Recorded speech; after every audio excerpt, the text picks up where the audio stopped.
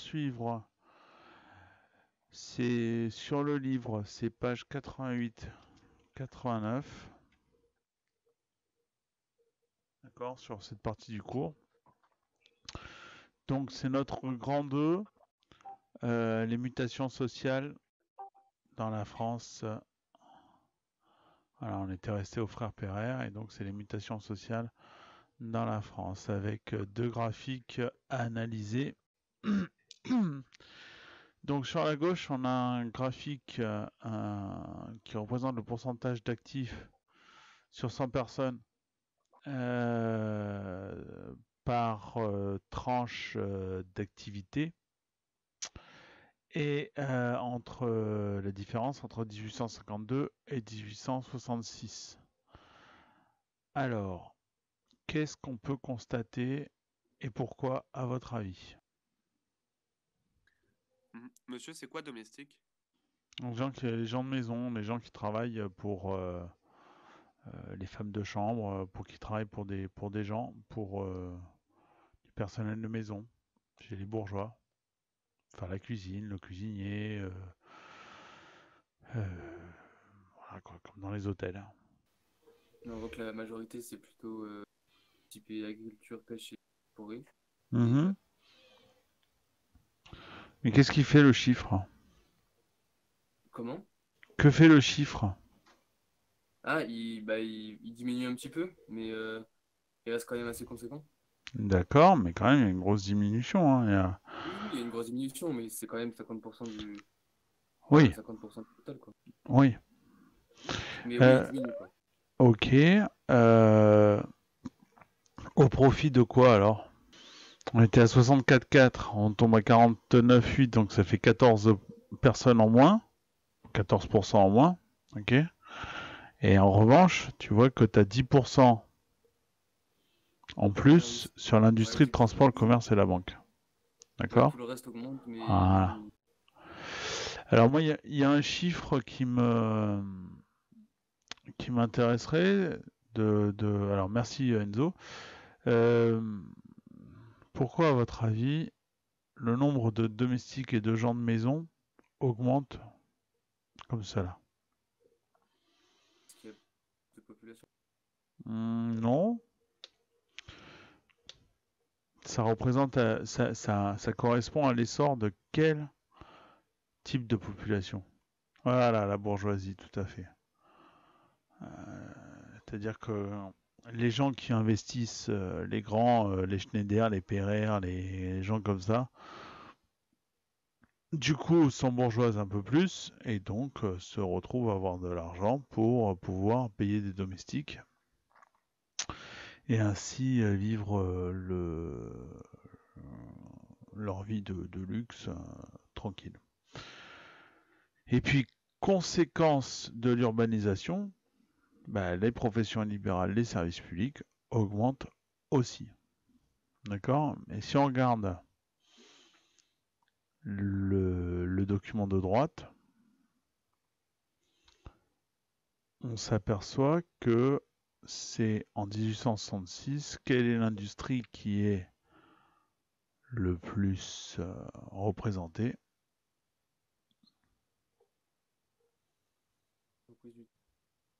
Parle plus fort, Enzo. L'entreprise textile cuir et peau. Voilà, l'entreprise textile, c'est l'époque des grandes manufactures de textiles, donc là qui sont aidées par la vapeur, comme on a expliqué la semaine dernière. Bien. Alors, euh, donc ce qui nous amène à notre A, un monde rural toujours essentiel, mais en mutation. Et on se pose la question de savoir si c'est l'âge d'or des campagnes françaises. Alors, on a présenté le Second Empire comme une période de profonde mutation économique, euh, mais il faut quand même se souvenir qu'on est dans un pays qui, par ses activités humaines et ses productions, reste massivement rural. Ce monde rural, il comprend une majorité d'agriculteurs, dont 25% de chefs d'entreprise et de propriétaires, 29% de domestiques, en l'occurrence d'ouvriers agricoles, etc., et une minorité importante de non-agriculteurs, 20% de chefs d'entreprise, de professions libérales autres, et 25,2% d'ouvriers qui travaillent donc à la campagne, employés et domestiques. Ce monde rural est l'un des principaux soutiens du régime qui lui fournit un cadre de prospérité. En effet, de 1850 à 1873 et surtout de 1850 à 1856, la France connaît une très forte hausse des prix. Entre 1850-1873, avec un pic entre 1850 et 1856, la France connaît une très forte hausse des prix, surtout des prix agricoles. Ce qui favorise une paysannerie qui va accéder à la consommation de prix industriels, qui eux vont baisser. Normal, ils sont de plus en plus produits, donc il y a de plus en plus d'offres. Cette production agricole va progresser grâce à l'intensification du travail humain et animal, c'est le règne du cheval, la diffusion de la propriété reprend, on verse plus de gages aux salariés agricoles, ce qui permet à de nombreuses personnes qui étaient payées à la journée de pouvoir accéder à la propriété, tandis que les anciens propriétaires, eux, vont agrandir encore leur exploitation ou se convertir dans l'élevage. Alors, on a toujours des grands écarts sociaux au sein de ce monde rural, mais on assiste à une amélioration générale du niveau de vie. Ça se voit notamment sur ce qu'on appelle la taille en taille, hein, des conscrits, donc des gens qui vont au service militaire. On s'aperçoit qu'ils sont de plus en plus grands, donc ça veut dire qu'ils sont mieux nourris, etc. etc. Voilà. L'exode rural à ce moment-là, il existe, mais il n'a rien de massif. Même si on a une attraction urbaine qui est réelle, elle reste bien souvent saisonnière. Les travaux dans les grandes villes s'accompagnent du recours à une main-d'œuvre temporaire qui tend lentement à se fixer. Ainsi, vers 1866, on compte environ 100 000 natifs du Massif central, des Auvergnats, des maçons de la Creuse, qui se rendent régulièrement à Paris, mais qui n'y restent pas forcément toute l'année.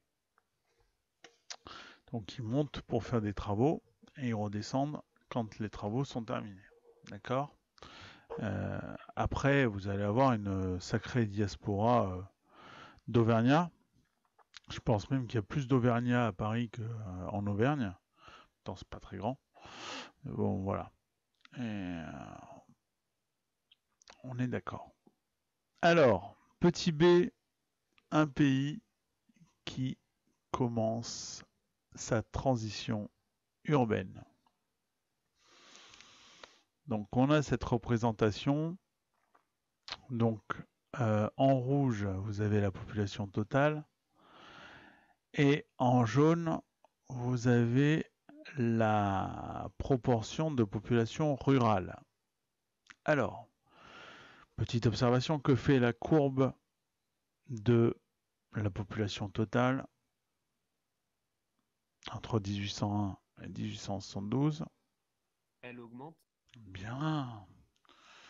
Et dans le même temps, que fait la même courbe, la courbe de la population rurale? Bah non, elle stagne pas, elle augmente, puis elle fléchit. Elle inverse sa courbe.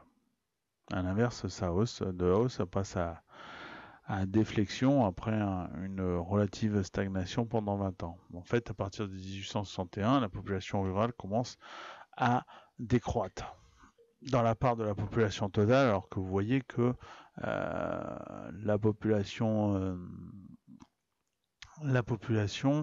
augmente en moins d'un siècle de 7 ou 8 millions d'habitants. D'accord, pour dépasser les 35 millions d'habitants en 1861. Ok. Alors que la population rurale qui représentait plus de 70%, vous voyez qu'elle commence à redescendre gentiment. De 1848 à 1871, la France est un pays rural, un pays de petits propriétaires paysans. Jusqu'en 1931, pardon, je me trompe, la majorité de la population vit dans les campagnes, ce qui distingue fortement la France de ses voisins industrialisés comme le Royaume-Uni, la Belgique ou l'Allemagne.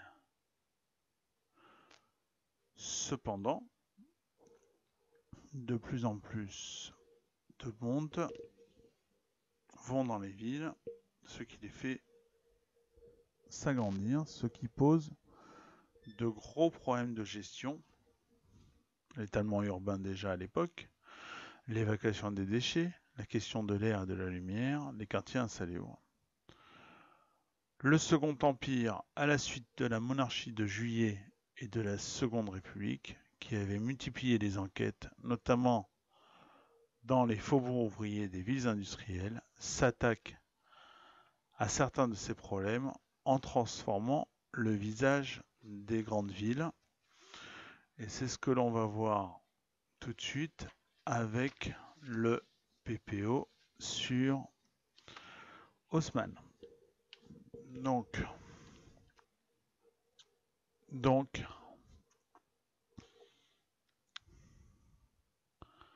comment le baron Haussmann transforme-t-il Paris? On va voir que, donc, on vous explique que le 1er janvier 1860, Paris double de superficie par l'annexion d'une vingtaine de communes périphériques. Il s'agit d'une étape importante dans les travaux entrepris par le baron Georges Eugène Haussmann, préfet de la Seine depuis 1853, avec l'aide de nombreux experts, ingénieurs, hydrographes, paysagistes. Très impressionné lors de son exil par la modernité londonienne, l'empereur lui en a fait demander d'assainir et d'embellir Paris pour doter la France d'une capitale moderne. Bien, vous allez travailler sur les 4 questions qui vous sont proposées. Ok? Bien sûr, comme d'habitude, vous avez le droit, de travailler tous ensemble. Quels sont les problèmes urbains que les travaux d'Haussmann doivent résoudre à Paris? La capitale est encore massivement une capitale médiévale. D'accord, il y a très peu de place, pas vraiment d'hygiène. Les immeubles, sont les uns sur les autres, pardon, et elles sont insalubres. Elle est insalubre. Alors, agrandir la capitale et la transformer, c'est l'idée de qui, ça? Ok. Oui. Alors, Napoléon, il a, lui, le projet en tête. Il a tout le projet en tête. C'est lui qui va décider les grandes transformations à mener. Et Haussmann est chargé de les appliquer et de les mettre en œuvre au quotidien. D'accord? Voilà. Et Napoléon est maître du projet et Haussmann exécute le projet voulu Tout à fait, Issan, c'est un parfait résumé de cette histoire. Alors, qu'entend-on par grande percée haussmannienne? Alors, donc, les grandes percées, c'est le nom qu'on donne aux larges avenues aux façades d'immeubles régulières qui sont mises en place, donc les nouvelles rues et avenues qui sont mises en place par Haussmann, parfois au détriment d'anciens bâtiments qui sont détruits. Tout à fait. Tout à fait. En fait, ces grandes percées, c'est des grands axes de circulation nord-sud et est-ouest. Alors, vous avez le boulevard Saint-Michel d'un côté, qui croise avec le boulevard Sébastopol. Alors, donc, le boulevard Saint-Michel, qui est là, ok, et le boulevard Sébastopol, qui est là, d'accord? Et donc, qui est là, pardon, je vous dis une bêtise, il est là, Sébastopol. Donc, à chaque fois, on fait du lien, ok? Là, si vous regardez de l'étoile jusqu'au quartier de Charonne, on a aussi une avenue. Alors, de mémoire, c'est l'avenue Wagram, peut-être, je sais plus. Bon, bref, passons. Quelles sont les critiques formulées par les adversaires de l'osmanisation? Alors, il y a de très nombreuses personnes, comme Jules Ferry par exemple, qui pensent que, en fait, comme c'est vraiment modernisé, comme du coup, comme je l'ai dit précédemment, on va démolir certains vieux bâtiments, comme par exemple l'ancien opéra, je crois. Toutes les personnes qui vont préférer, je cite, le Paris historique et penseur, donc qui était présent avant, vont un peu blasphémer cette modernisation-là. Enfin, je sais pas trop comment expliquer, mais ceux qui préfèrent quelque chose une architecture un petit peu plus classique, par exemple. Voilà, il y a d'abord effectivement l'architecture, et puis surtout il y a l'idée que on va créer de la ségrégation sociale, socio-spatiale. Donc, première critique, c'est la démolition du Paris historique. Ça, c'est une première critique de la destruction des bâtiments, comme l'écrit Clovis. Le phénomène de ségrégation socio-spatiale, parce que dans les immeubles haussmanniens, c'est la bonne société qui s'installe, d'accord? Vous avez en fait dans les immeubles haussmanniens un résumé de la société, hein. Plus vous montez, plus eh bien, vous êtes modeste, hein, sachant que tout en haut c'est les domestiques. Que le deuxième et le cinquième étage sont les plus recherchés. Ok. Généralement, c'est là que vous avez les plus grands appartements. Et on reproche aussi à Haussmann d'avoir dépassé effectivement le budget initial. Aussi d'avoir, en absorbant les faubourgs, donc les anciens villages, parce que Vaugirard, Charonne, Belleville, etc., étaient des villages avant, hein. Justement, d'avoir encore repoussé plus loin, eh bien, la population populaire qui y habitait, hein.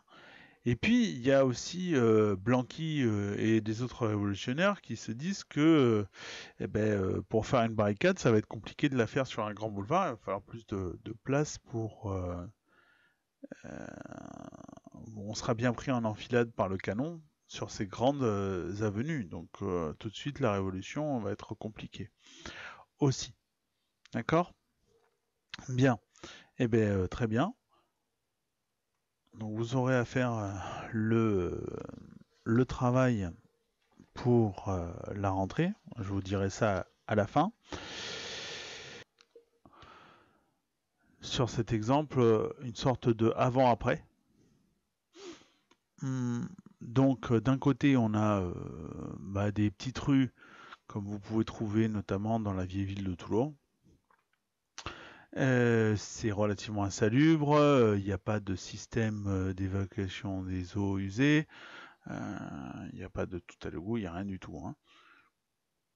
Et après, on va dégager, on va casser pour faire un maximum de place comme on le voit sur l'illustration de droite. Alors ça, c'est pour votre travail à faire à la maison, mais c'est le Paris en 1850, hein, le petit Paris. Ça, c'est les extensions. Et ça, c'est le nouveau plan des 20 arrondissements. Ça, c'est le texte de Théophile Gautier. Voilà. Ok. Donc ça, on verra. Vous allez le voir après. Je vais faire la reprise sur Haussmann. Le baron Haussmann n'a pas fait que aller travailler à Paris. D'accord ? Si vous regardez le texte qui est page 91, sur les travaux de Marseille, vous voyez que à Marseille, le préfet Haussmann a lui aussi, donc c'est le numéro 329, donc sur les travaux qui ont été faits à Marseille, qui a été complètement changé. La caractéristique des villes qui ont été traitées par Haussmann, c'est effectivement ces immeubles cossus en pierre blanche que l'on trouve donc à Marseille le long du port, notamment dans la rue Impériale. Hein, on revient sur ce qu'on avait dit sur les frères Pereire. Et puis à Toulon, sur le boulevard de Strasbourg et autour du quartier de l'Opéra. Sauf que là, à Toulon, ce n'est pas une destruction. C'est une création. Pour une fois, le préfet Haussmann n'a pas cassé, mais a construit. Alors, il va rester extrêmement peu de temps, hein, le préfet Haussmann, préfet du Var, je crois que c'est de l'ordre de 6 mois, mais c'est lui qui va impulser la création de ce qu'on appelle la ville haute. En effet, ici, à Toulon, il n'y a pas de bourgeoisie industrielle, parce qu'il n'y a pas d'industrie. En revanche, il y a une bourgeoisie ou une aristocratie militaire. Ce sont les officiers de marine. Or, à ce moment-là, la ville de Toulon est encore cantonnée à l'intérieur des remparts de la porte d'Italie. C'est la vieille ville, c'est insalubre. Autant vous dire que les officiers de marine n'ont pas envie de s'y installer.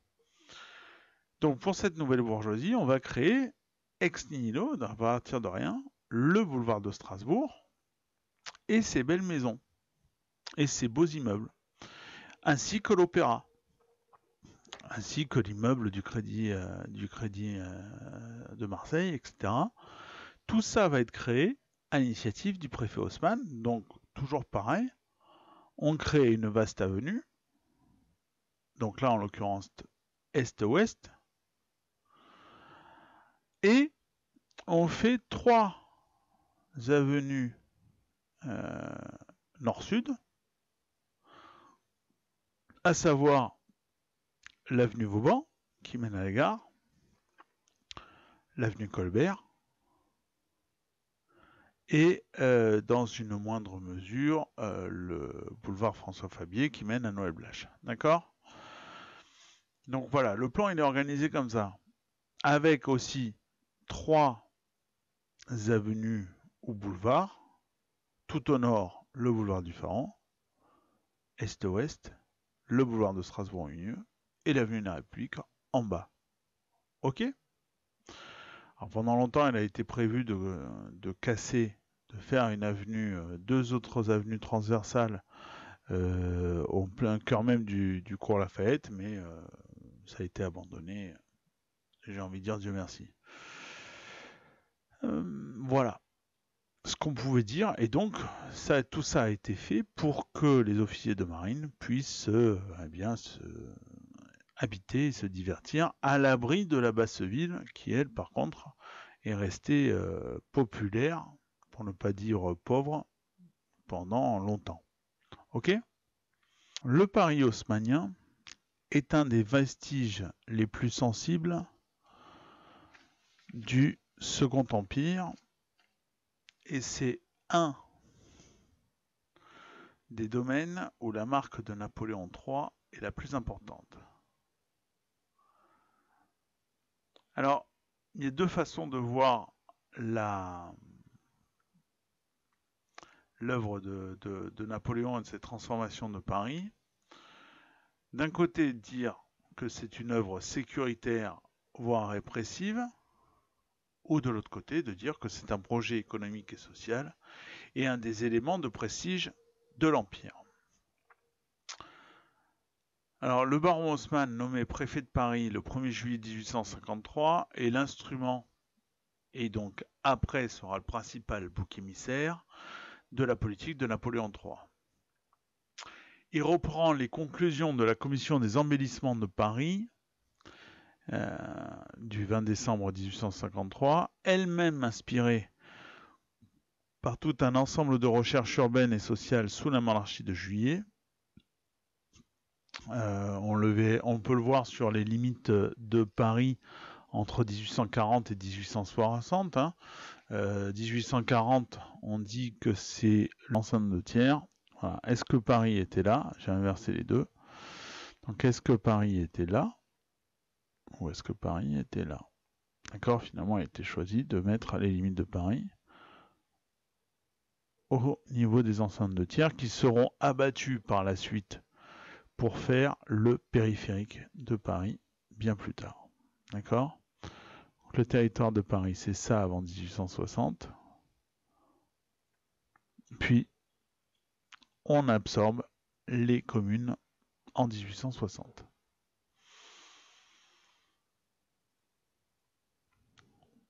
C'est clair pour tout le monde?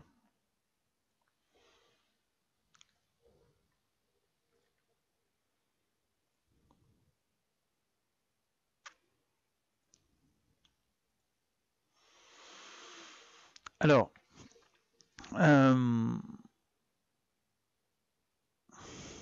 sur le plan légal et urbanistique, le décret du 26 mars 1852 sur les expropriations facilite le nouveau tracé, l'embellissement et l'uniformisation de la ville. Vous voyez que c'est 1852, on est au tout début du Second Empire, hein, donc c'était quand même quelque chose qui était mûri depuis très longtemps par Napoléon III.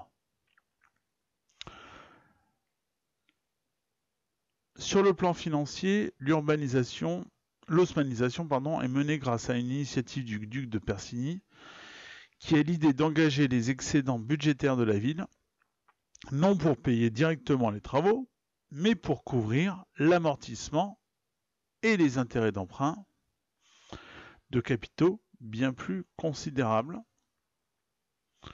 des emprunts qui auraient dû être couverts ensuite par l'augmentation supposée des recettes de la ville et par la plus-value des terrains expropriés à revendre.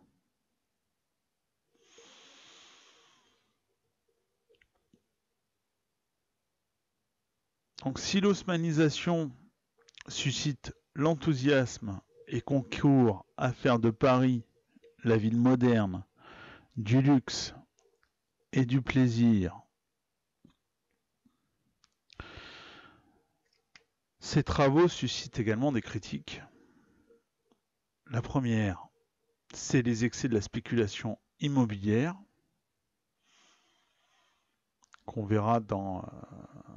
peut lire dans Jules Ferry, des contes fantastiques d'Haussmann, qui est là, sur cette diapo ici. Voilà. On voit aussi La Curée de Zola. On critique aussi l'évacuation des classes populaires du cœur parisien, sans qu'on leur offre accès à des logements salubres. Et enfin, on trouve des personnes, des écrivains romantiques comme Théophile Gautier, qui regrettent le Paris d'autrefois.